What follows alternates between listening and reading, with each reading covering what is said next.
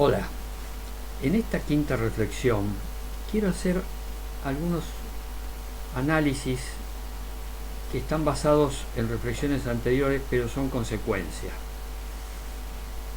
Yo mencioné el arte como una forma, las artes en general y la pintura, el arte de la pintura en particular, como una forma de hacer catarsis, de desahogo de situaciones angustiantes, de situaciones dolorosas, como en mi caso personal, el duelo por el fallecimiento de mi esposa Patricia. Esa es una manera de hacer catarsis, de desahogo de todas esas angustias. Pero además, el arte sirve y es útil para otras cosas, además de esa. ¿Qué otras cosas?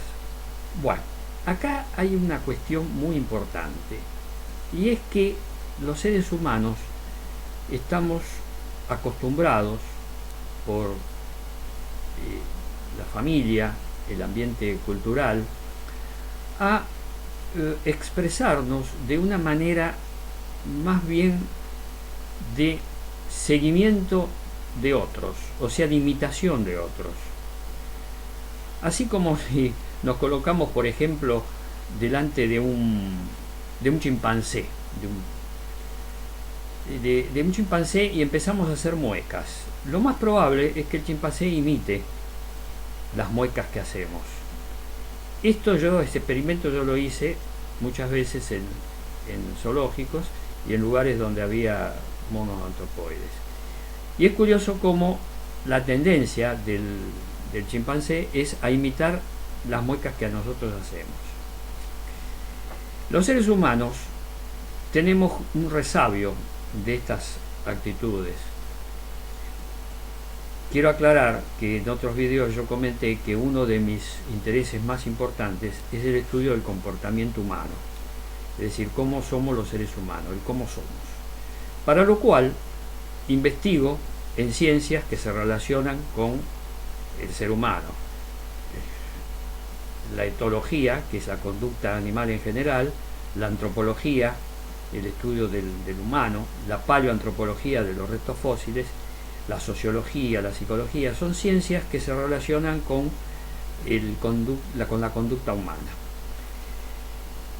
Vuelvo a lo que estaba diciendo recién. El factor de imitación es una cosa que tenemos nosotros, yo lo diría, voy a decir algo un poco fuerte, que está en los genes, es algo genético. Ya los niños, los bebés, imitan lo que hacemos jugando con ellos los adultos. Muchas veces con un bebé uno se pone a jugar y le hacemos muecas o gestos y el bebé se ríe y una de las primeras cosas que hace es tratar de imitar.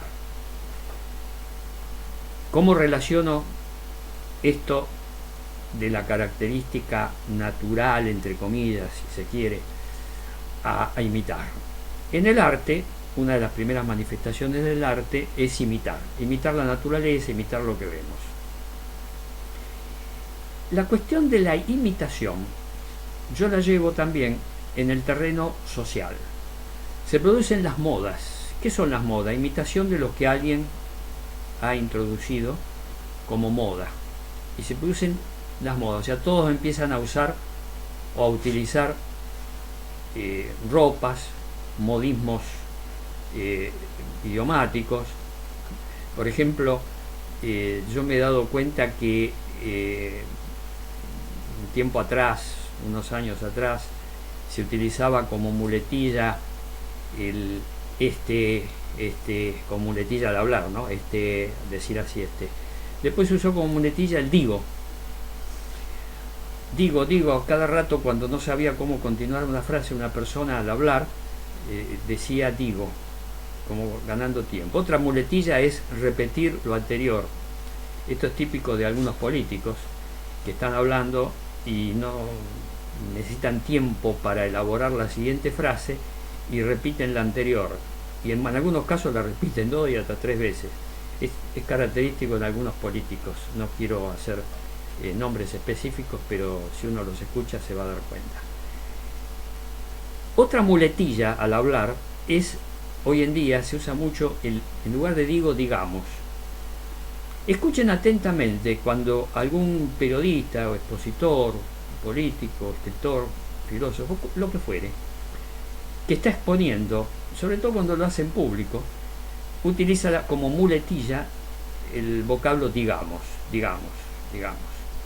Bueno, todo esto lo traigo a colación porque yo siempre relaciono cosas de la realidad actual, de la realidad pasada, y las conecto.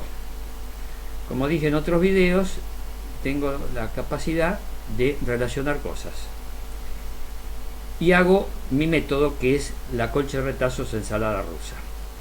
O sea, mezclo cosas, pero que tienen elaborando esas cosas interconectadas, elaboro tesis o formulo opiniones, vamos a decirlo en forma más general y no tan ambulosa como decir la palabra tesis. Elaboro opiniones que las vuelco en estas reflexiones. Vuelvo al tema de la imitación y al cómo se introduce otro vocablo que se usaba hace un tiempo y se sigue usando, es cuando alguien está exponiendo algo, utiliza las dos palabras como si. El como si es característico de especialmente muchos filósofos, sociólogos y personajes y políticos también, que utilizan el como si. Están hablando y en un momento dado dicen como si e introducen otra idea. Conectan una idea con otra con los dos vocablos, el como si. Bueno, estas cosas que yo advierto en la vida diaria, en la vida cotidiana, pueden parecer intrascendentes, pueden parecer que no tienen sustento, pero sin embargo significan algo importante. ¿Qué es lo importante? La copia, la imitación. Cómo se va contagiando estos vocablos que he mencionado, cómo se va contagiando en el habla. Así como lo hacen en el habla, también se hace en el pensamiento, en las ideas. Todo esto me lleva a pensar cómo lograr hacer, cómo lograr hacer que esas ideas se puedan representar pictóricamente, que es uno de los motivos básicos, claves, de estas reflexiones mías. Mi intención es ayudar a que la gente se exprese a través de las artes, concretamente en mi caso la pintura. Y la idea es expresar a través de la pintura ideas, pensamientos, emociones. Yo lo estoy haciendo a través de un método pictórico que yo llamo, así en forma general, morfologismo, que son formas, por eso pinto formas, morfologismo surrealista con automatismo psicológico. Esa es una frase con la cual yo trato de englobar mi forma de pintar, lo que yo pinto actualmente. Voy a aclarar eso porque tengo mis inicios es con la pintura académica, clásica, y una formación estrictamente clásica, académica. Bueno, ya conté en otros videos cuál fue mi formación pictórica. Hoy en día estoy en mi quinta etapa pictórica, donde trato de salir de todas estas formas académicas. Encontré esa escuela que yo lo llamo morfologismo surrealista con automatismo psicológico. Morfologismo surrealista que tiene implicancias expresionistas y también abstractas. Lo aclaro porque se va a ver en mis pinturas estas variantes en estilos que están dentro mismo de la pintura.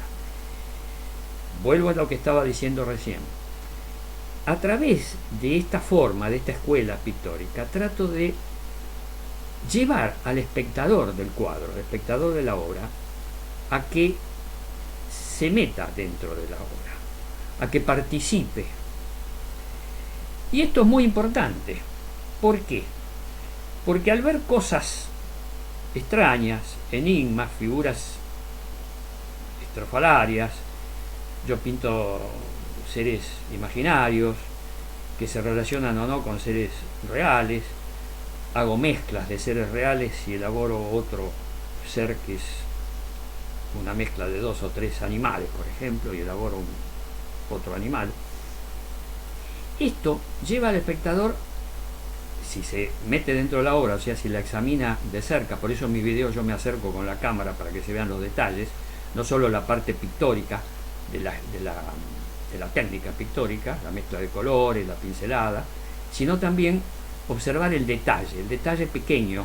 En los pequeños detalles de mis pinturas hay elementos así morfológicos, o sea, de formas estrafalarias, imaginarias. Si el espectador empieza a ver en esos detalles, le surgen ideas. Al ver otro detalle le surge otra idea y empieza a hacer el trabajo de conectar una idea con otra. Empieza a pensar, incluso utiliza el elemento, por eso yo me alejo y me acerco con la cámara para ver la pintura, para ver el cuadro. Me alejo para que se vea a media distancia o de lejos y me acerco para que se vean los detalles. Ese trabajo de alejamiento y acercamiento de la cámara al cuadro lleva al espectador, al observador de la obra, a hacer un trabajo de pensar, de razonar, que es deducir e inducir. Deducir va de lo general, mirando el cuadro de lejos o de media distancia, a lo particular. Deduce de algo general a algo particular. ¿Y cómo lleva a lo particular? Acercándose al cuadro. En mis videos me acerco con la cámara. Es una forma de pensamiento, de razonar, el deducir. La otra es el inducir. El inducir es lo contrario, ir de una cosa muy particular y hacer ideas generales, pensamientos generales. Por eso en el proceso de acercarse, observar un detalle y ir alejándome, hago un proceso, yo y el espectador, si va siguiendo el video, de inducir. Deducir e inducir. Inducir y deducir.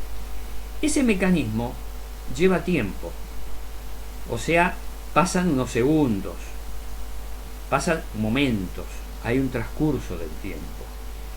Mientras tanto, el observador está pensando, está más allá todavía, está razonando, está induciendo y deduciendo. Ese trabajo, uno me dirá, bueno, pero este pinta para hacer trabajar a los espectadores. Yo pinto para disfrutar yo, porque ese trabajo lo hago yo mismo lo hago y disfruto muchísimo. Se produce un placer muy grande haciendo el trabajo de investigar dentro de las obras y descubrir formas nuevas y colores nuevos y amalgamas de color, etc. Mi idea, mi intención, es llevar al observador a que haga algo parecido, si le gusta hacerlo, obviamente. Si no le gusta, se cansa y apaga lo que está viendo, apaga el video. Si le gusta, continúa. Si le gusta mucho, hace pausas en el video y observa más detenidamente el detalle que estoy mostrando. ¿Qué es lo que hago yo? Yo cuando me acerco me detengo muchos segundos y minutos a veces en una forma particular y voy viendo las concomitancias que tiene esa forma con otras, las relaciones. Y descubrí que yo estoy pintando, en mi última época, en mi quinta época pictórica, con la idea de la multiplicidad de formas dentro de una misma forma, dependiendo de cómo se la observe y cómo se la mire. Si inclino la cabeza a la izquierda o a la derecha, veo esa forma de una manera distinta y le descubro una forma nueva, que está imbrincada, que está dentro, que está subsumida a la forma que yo vi de frente.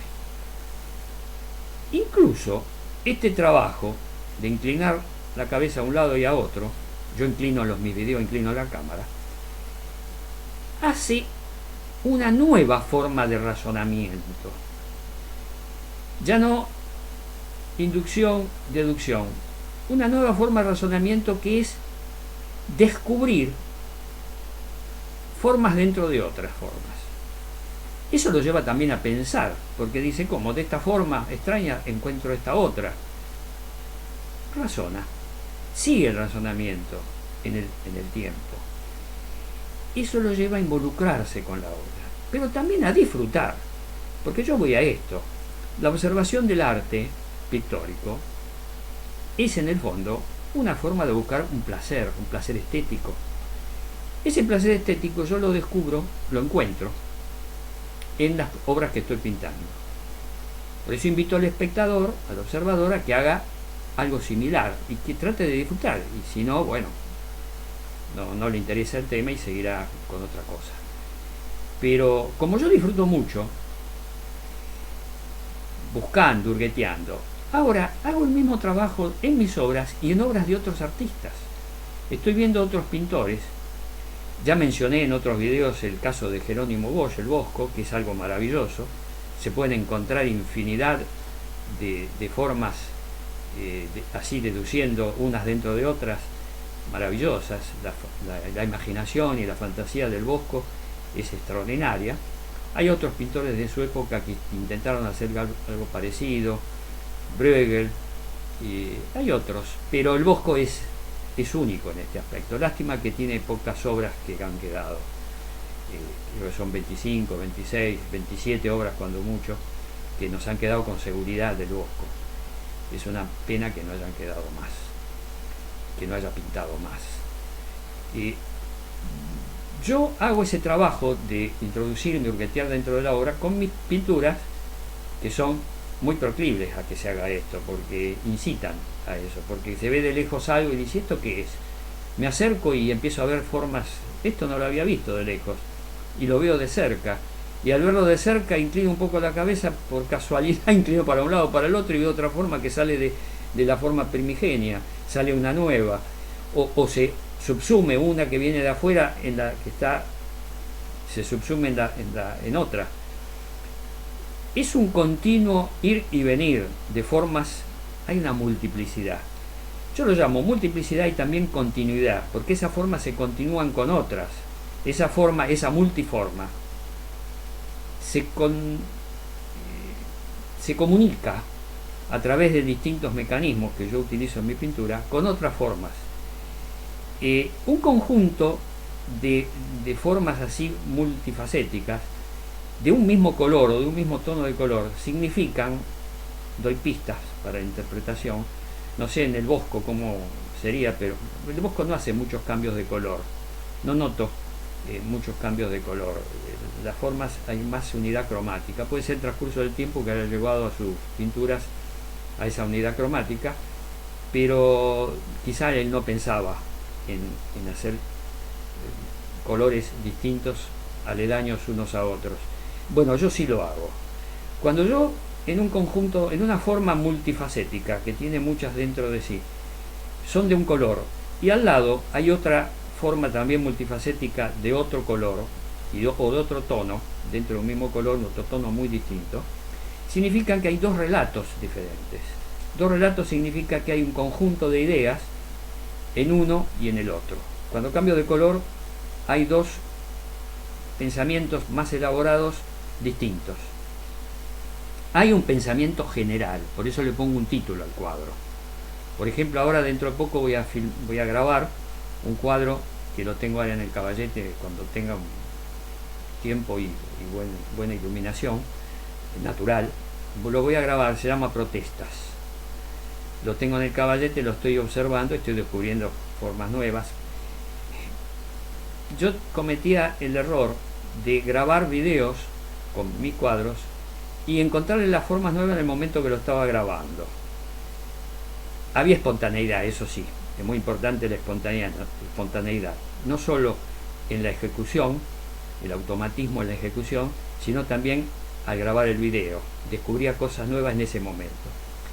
Ahora estoy pensando un poco más con cierta elaboración. Estoy tratando de ver el cuadro primero antes de grabar el video, mirar el cuadro y ver qué cosas descubro. Si mientras estoy grabando el video descubro cosas nuevas, bueno, las agrego. pero por lo menos ir con una idea previa de cosas y de formas vistas antes. Voy a ensayar los dos métodos, a ver cuál es más simpático y resulta más agradable. Pero me doy cuenta que improvisando en la grabación, sí, es muy espontáneo, es muy lindo, pero voy a probar lo otro, ver el cuadro un poco antes, un día antes por ejemplo, y después pensar qué voy a decir en la grabación del video. Bueno, esto que estoy diciendo ahora es muy interesante llevarlo a nivel general. Si nosotros observamos en la vida cotidiana, cuando escuchamos o pensamos en lo que nos dicen los comunicadores, los pensadores, los opinólogos, los periodistas, los filósofos, las clases. Yo estoy siguiendo muchas clases de universidades abiertas a través de videos, clases virtuales, es muy interesante, fascinante. Recomiendo al que está viendo este video que lo intente hacer. Hay universidades que tienen clases virtuales a través de internet, el YouTube tiene un montón de clases virtuales. Que las busque el espectador, como hice yo, y que siga el tema que más le interesa. Bueno, yo me doy cuenta que a través de estas charlas, conferencias, seminarios, clases, ¿qué es lo que está pensando en este momento la gente, las personas? Cuando salgo a hacer compras a los negocios, escucho lo que dice la gente, hago preguntas, hago como Sócrates que preguntaba, yo pregunto mucho y escucho lo que me dicen. Y tengo una idea de lo que pasa en mi sociedad, en la ciudad pequeña donde yo vivo ahora, como lo que pasa en el mundo a través de videos y de la comunicación con noticieros internacionales. Es muy importante, que lo dije en otro video. Estoy al tanto de la realidad, de lo que pasa. Entonces trato de plasmar en mis obras muchas de estas realidades sociales, de actualidades sociales, que tiro esta idea. No es muy distinto de lo que pasó en otras épocas históricas. Yo en mi ensayo, que menciono muchas veces en mi video, Estertores de una cultura, es un ensayo que lo tengo en mi blog, que lo quiera visitar, que lo haga. Está en la sección del blog, la sección ensayos. Se llama Estertores de una cultura. Es un texto de trabajo, de investigación, donde menciono que muchas de las cosas que observamos hoy en día la observamos siempre. O sea, el carácter del comportamiento humano básicamente no se ha modificado. Siempre menciono características básicas del ser humano. La agresividad, a través de la historia vemos esta característica que siempre ha tenido el Homo sapiens. La territorialidad, somos territoriales, buscamos un ámbito de acción preciso. Lo vemos en las naciones, es una forma de territorialidad. Las provincias, las ciudades, el barrio, la calle donde vivimos es un territorio más pequeño, pero la territorialidad se manifiesta siempre, a lo largo de la historia la encontramos siempre, es una característica básica. Otra característica básica es la jerarquía, somos jerárquicos, atribuimos a determinadas personas una mayor situación de preeminencia, ya sea económica, social, política, lo que fuere, pero preeminencia, hay jerarquías, este está por encima del otro, jerárquico. Otra característica básica que tenemos los seres humanos es el ritualismo. Somos rituales, seguimos ritos. Incluso Sigmund Freud lo experimentó a través de sus análisis clínicos, en fobias, en determinados actos compulsivos, rituales cotidianos, hogareños, que hacemos para sentirnos seguros a través de ese ritual. Estos rituales, bueno, se extienden en la vida social a todo el ámbito de la actuación de las personas en la sociedad. Cumplimos determinados ritos para conseguir determinadas cosas. Es típico. Uno de los ritos son las grandes festividades que se hacen de los países, efemérides nacionales, hechos históricos que se conmemoran, hay que seguir un protocolo, los famosos protocolos. Los protocolos es una forma de ritualidad, es la forma máxima de ritualidad. Nadie puede escapar de los protocolos, ni siquiera las grandes autoridades, ni los presidentes, ni los reyes escapan a los protocolos, tienen que seguir determinadas pautas para hacer actos públicos, por ejemplo. Esos protocolos, bueno, es el ritualismo. Otra característica básica que encuentro, y esto está siempre a lo largo de la historia, todo lo que mencioné hasta ahora en estas características básicas, las vemos repetitivamente a lo largo de la historia. En ese sentido el ser humano no cambió, cambió en otros aspectos, en el aspecto tecnológico, científico, en el pensamiento, en la forma de pensar. Hubo cambios, pero en estas características básicas no cambió. Seguimos siendo agresivos, seguimos siendo territoriales, jerárquicos, ritualistas. Esto no lo hemos cambiado. Otra característica básica que tampoco hemos cambiado es la hipocresía. El pensar una cosa y decir otra. La hipocresía es típica de los que hablan y se manifiestan. Dentro de la hipocresía está la mentira. Yo mencioné en otros videos que tengo una característica genética mía, de pequeño, de niño. Yo nunca mentí, no mentía. Y llamaba la atención a mi padre cuando yo decía algo, me creían siempre porque se habían acostumbrado ellos a que yo no mentía. Y no miento. No puedo mentir, no me sale una mentira. Esto es una característica medio extraña, porque la mayoría de la gente miente pequeñas mentirillas y muchas veces hipocresía. Piensa una cosa y dice otra. Yo no, si tengo que decir algo que es muy fuerte, que puede dañar a otra persona, bueno, no lo digo. Pero decirlo disfrazado, utilizar el eufemismo, las metáforas. Hoy en día acá en la Argentina es típico de los políticos oficiales, los que están en este momento en el gobierno, utilizar metáforas. Es comiquísimo esto. Usan metáforas con sus asesores. Tienen asesores, bueno, todos los políticos tienen asesores, que está bien eso, que tengan asesores, porque muchos políticos no tienen la capacidad como para comunicarse sin asesoramiento previo, les cuesta. Bueno, no pueden expresarse verbalmente en forma continuada y algunos ni siquiera pueden leen con actos fallidos. Es cómico. Hoy estuve viendo actos fallidos de representantes nuestros que dicen discursos ante asambleas legislativas con actos fallidos impresionantes, y están leyendo el discurso y cometen actos fallidos. Es impresionante. Me llamó la atención. Causa risa, pero también es dramático. Es dramático como a través de esos actos fallidos, con actos fallidos sabemos que es una traición del inconsciente, una forma de hipocresía también, porque inconscientemente está pensando algo y dice otra cosa. Ese es el fallido, el acto fallido o el vocablo fallido. Esto lo estudió también Freud, el que le interesa el tema, que estudia Psicopatología de la vida cotidiana, una obra de Freud muy buena, la recomiendo. Yo hablo mucho de Freud porque habla y escribe fácil, se lo puede entender cualquiera. No es, en algunos textos es un poco más técnico, pero es entendible. En cambio otros filósofos yo los menciono y no especifico sus obras porque son muy difíciles de entender. Voy a hacer una digresión. Esto me resulta cómico. Esto de que la gente habla, dice muchas cosas, mejor dicho, dice muchas palabras, pero dice muy pocas cosas. La famosa retórica. Retórica es hablar mucho y no decir casi nada o nada. Yo de pequeño, de niño, elaboré una frase que es cómica. La voy a decir a ver si me acuerdo. La frase dice, bueno, me cuesta recordarla en este momento, porque es una frase que no dice nada, pero individualmente cada palabra en sí dice mucho. Ahora me acuerdo.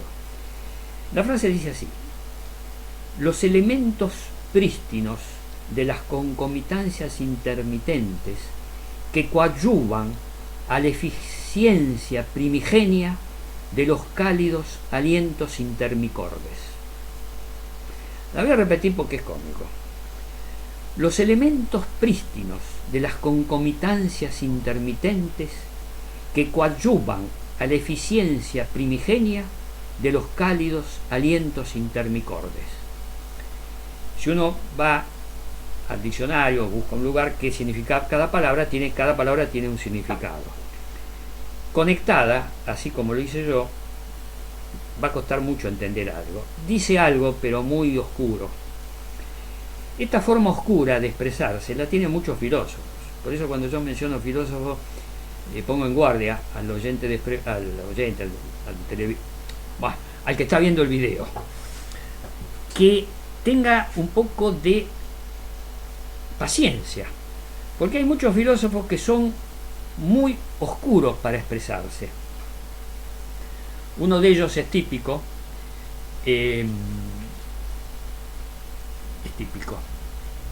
a mí hay cosas que de niño las entendía, pero me reconozco que es muy difícil. Kant, filósofo Kant.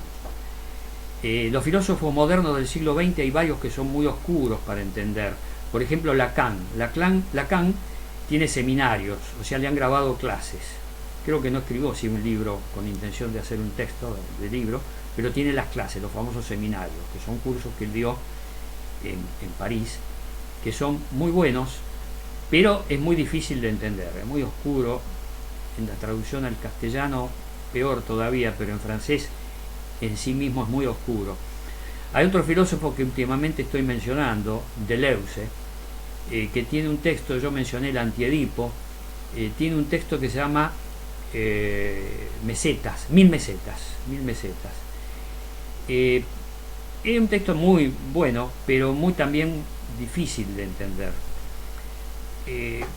Yo, al que le interesa el tema, que escuche clases sobre estos autores, donde esos, que son también filósofos, explican a través de una clase al filósofo del cual están haciendo la clase, el estudio. Empiecen por allí y después, una vez que tienen los conceptos fundamentales, vayan a la obra originaria, que es lo ideal. Lo ideal es ir a la obra originaria del autor. Toda esta digresión la estoy haciendo porque viene de las características, estaba mencionando las características básicas del ser humano, que subsisten a través de las épocas históricas. Quiero volver a ellas. Yo mencioné, refresco la memoria, mencioné la agresividad, la territorialidad, el ritualismo, la jerarquía, la hipocresía. Hay dos más que subsisten a través del tiempo, de los tiempos históricos. Una de ellas es la estupidez. ¿Qué es la estupidez? No hay que asustarse por la palabra, no es un insulto. La estupidez es una notable torpeza en comprender las cosas. Yo le agrego una notable torpeza en comprender cómo funcionan las cosas. Cómo funcionan. La palabra en sí, el significado es el cómo funciona, se lo agrego yo. El significado de la palabra es cómo en comprender las cosas. O sea que no es tan insulto. Sería lo contrario de la inteligencia. La inteligencia es una característica donde tratamos de entender las cosas, de comprender las cosas. Lo contrario sería el no comprender las cosas y una notable torpeza. Ahí caemos en la estupidez. Cuando hay una notable torpeza. Cuando hay una torpeza que no es tan notable, bueno, ese esfuerzo, tonto, pero no estúpido. La estupidez es notable torpeza. Y esto subsiste a través de la historia. Nos podemos ir a los seres primitivos, bueno, por los restos fósiles y por los utensilios que se encontraron en excavaciones, se deduce, ahí viene el tema de la deducción, una forma de razonar, deducir e inducir. En el caso de un utensilio que se encuentra, se puede deducir cómo podía pensar. No tenemos la certeza, porque no estamos hablando con el Australopithecus o el Pithecanthropus erectus o cualquiera de estos seres homínidos primitivos. No estamos hablando, no podemos decir con certeza, pero podemos deducir e inducir cómo podían pensar. Y pensaban de forma ritualista, de eso sí, no cabe duda. Hacían rituales porque se han encontrado restos fósiles, restos de ritos. Bueno, la estupidez mencioné recién. Y la última característica, son 8, que yo observo en el comportamiento humano, que se reproducen a través de la historia. La última característica es la codicia, el apropiamiento, la codicia para sí, el tener para sí las cosas. El ser humano primitivo que le sacaba por la fuerza una comida al que estaba al lado, por ejemplo. Aunque le sobraba lo que tenía, le sobraba, pero le quería sacar al otro. Bueno, la codicia, el apropiarse de cosas y acumular cosas. Esto es típico del Homo sapiens y de muchos animales. Muchos animales, si uno observa los chimpancés, los animales que más se asemejan a nosotros, chimpancés, los gorilas, también tienen codicia. Y en otros mamíferos no tan cercanos, la codicia de los felinos, por ejemplo. En otros animales que no son tan cercanos todavía, como las aves, los buitres, las hienas. Bueno, en muchos animales se observa esta característica. Pero yo vuelvo al origen del video para ir redondeando. Mencioné esas 8 características básicas que se repiten. De esas características básicas podemos nosotros, entendiéndolas, comprendiéndolas, estudiándolas, podemos aplicarlas en la observación del arte. Y entonces podemos deducir de lo que observamos, de lo que razonamos al ver un cuadro de una forma dentro de la otra, como en el caso de mis cuadros, elaboramos un pensamiento y de ese pensamiento podemos deducir y elaborar incluso pensamientos más largos, más elaborados, más explícitos, más extendidos. Y podemos incluso hasta escribir en una computadora, podemos escribir la impresión que recibimos al observar un cuadro. Este trabajo, sea un cuadro mío o de otros pintores, este trabajo nos va a llevar a algo que yo quiero hacer hincapié en este video: a pensar, a razonar, a usar el cerebro elaborando ideas y pensamientos basados en observaciones y basados en elaboraciones propias, porque al elaborar de una forma a otra podemos sacar, por eso digo en mis videos que un observador puede ver una forma y otro o puede ver otra, donde yo veo por ejemplo un animal parecido a un perro, otro puede ver un animal parecido a un ave, otro puede ver un animal parecido a un animal estrafalario o inventado, imaginario, de seres extraterrestres, etcétera. Cada observador va a ver seres distintos. En esa observación distinta va a producir, si lo escribe, pensamientos distintos. Este trabajo va a ayudar mucho. En todos mis videos estoy hablando de hacer catarsis para superar situaciones de angustia, de dolor y de tristeza. Si uno lo escribe, lo va a ayudar al que está viviendo esa situación a utilizar su cerebro en estos pensamientos y razonamientos, que incluso puede hablarlo en voz alta, puede grabar, como estoy grabando yo estas reflexiones, la puede grabar con un grabador, incluso puede publicar, hacer lo mismo que hago yo, publicar un video con las reflexiones que le da observar algo o pensar algo, hacer reflexiones, que se multipliquen las reflexiones, así como yo multiplico mis formas en mis cuadros, que se multipliquen las reflexiones, que aparezcan reflexiones de personas que están navegando por internet, que pongan sus reflexiones, se explayen. Es una forma de hacer catarsis. Bueno, no quiero extenderme más, haré más reflexiones en otros videos. En este quinto video espero haber contribuido en algo al observador de mis cuadros y al observador de internet, al navegante de internet en general, con mis comentarios, mis reflexiones, que son todas hechas de buena fe. Yo nunca trato de dañar a nadie, mucho menos a un ser humano. Mis críticas son a las ideas de las personas, no a las personas en sí. Yo respeto a todas las personas, incluso a la persona más mala, pero puedo criticar sus ideas. Y la palabra criticar es clave para otra reflexión que voy a hacer en otro video, porque me quedó pendiente. Yo hablé de pensamientos, de formas de pensamientos, de características de la inteligencia, de las características de la conducta de humana, todo lo que dije antes, no lo voy a repetir. Hay algo que es muy importante, no adelanto, pero se refiere al pensamiento, y es algo muy muy importante. Me voy a explayar en otros videos. Bueno, concluyo, espero que les sea útil estas reflexiones y Será hasta la próxima. Me quedan cosas pendientes, pero no lo quiero extender más este video. Espero proseguir, porque yo me pongo a reflexionar y una idea me trae la otra. Utilizo mi técnica de la concha, relaciono una cosa con otra, un concepto con otro, y me van saliendo ideas. Es un movimiento continuo, cosa que también en mis obras, tiro una pista para el que está viendo mis cuadros, hay un movimiento continuo, una forma a la otra y la otra así, hay un reciclaje. Esa continuidad se produce no solo en el ser humano, eso lo vamos a tratar también en otro video, es otro tema. Bueno, me estoy tirando algunas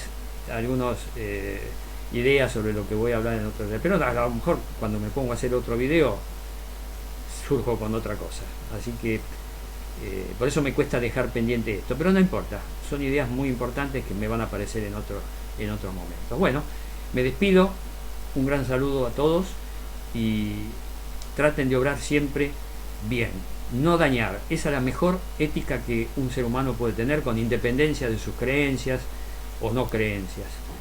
Lo mejor es no dañar, en especial a otro ser humano. Esto es muy importante y es básico para nuestro comportamiento en sociedad y comportamiento individual. No dañar. Bueno, hasta el próximo video.